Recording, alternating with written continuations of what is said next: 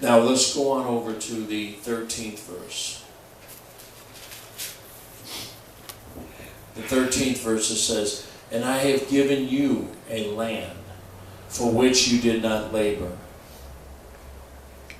and cities which you built not, and you dwelled in them, and the vineyards and olive yards which you planted not, do you eat." Think about it. How long does it take to plant a vineyard or an olive yard before you get an olive yard before you get the fruit? I would imagine it takes quite a few years. Yeah. Amen.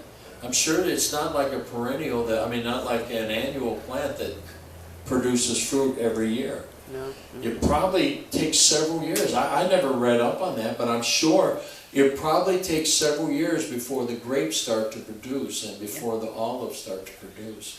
The olive tree has to grow. It's a tree. It takes probably several years. Mm-hmm. I remember getting an apple tree before I moved from Magnet. I bought an apple tree, and for 2 or 3 years we were there. We got nothing. Well, then my daughter moved in. When we moved down, I went down, and it was still a small tree, but it produced a few apples, just a few. And I went out, I got one of those apples, and I ate it. It was the best tasting apple I've ever had. It was just so sweet and so good. And then there was a big building in the back, a big apartment building, and because the apples began to multiply and they began to drop, my daughter started noticing rats from those apartment buildings coming over there eating those apples, so she cut the tree down. I'm like, "Why'd you cut the tree down?" She said, "Because I didn't want a bunch of rats over here," which I can understand that. But it took, the point of the story is it took a few years before I even started to get 1 or 2 apples. Yeah. And it took a few more years, another year or 2 before he produced even more. Yeah. So what I'm trying to say is they were given a land that they didn't cultivate. They were given cities that they didn't build.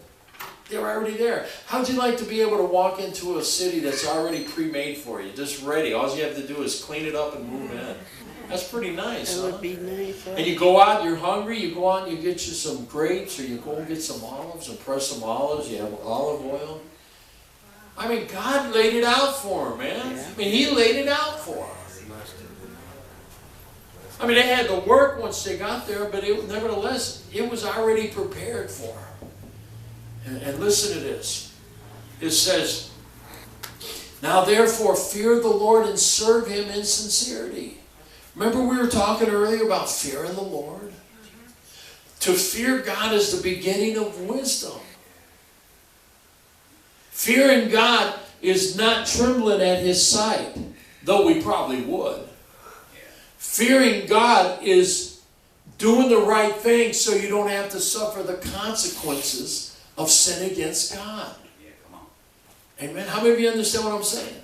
I know everybody's real quiet today, but I want to get you involved in this. To fear God means that you know that God lays down some rules and regulations, and you follow those rules and regulations because you know there's consequences if you break the law. Right. The same thing is, when I was young, man, I'd get on the freeway and I'd be zooming.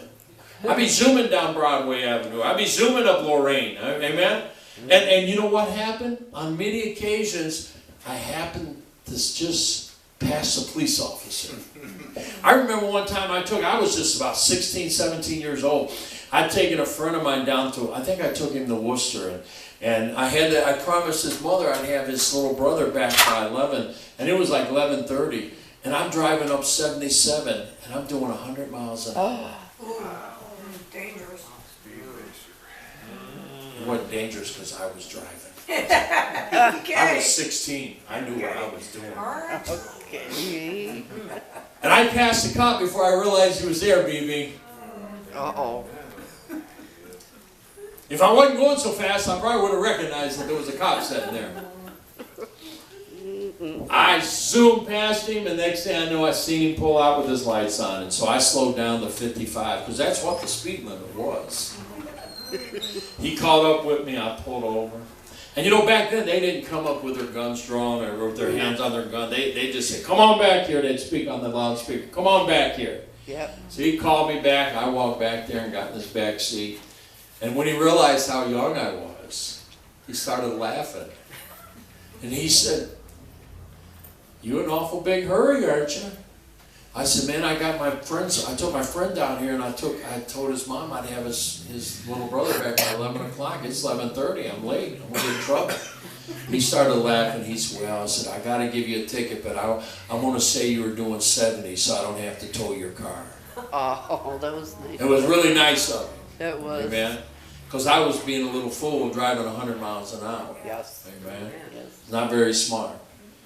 But see, when you're a child, you do childish things. Yep. Amen. Now when I get on the freeway, I'm doing 60, 65. If the speed limit's 65, I might go 5 miles over, maybe 7 miles over. And I usually put my cruise control on so I won't accidentally go over. Why? Because I got tired of paying those now they're $250 tickets. They're Back expensive. then they were $30, $40, and that was a lot of money, but now they're $250. Yeah, they're expensive.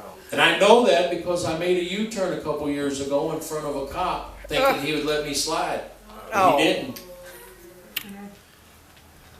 You know, most places in America, a U-turn's legal, but in Cleveland, or at least in Ohio, I think Ohio, but I know in Cleveland it's not.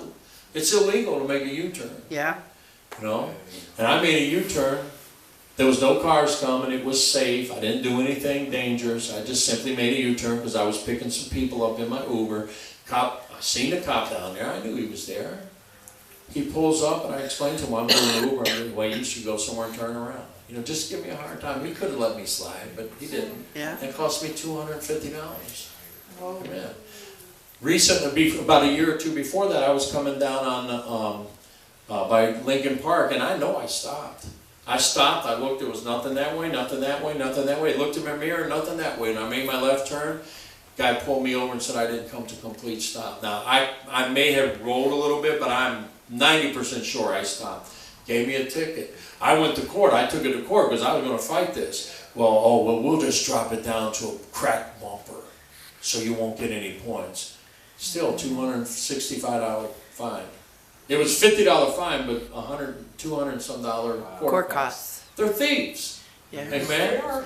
But because of these experiences, I have learned to follow the rules. Exactly.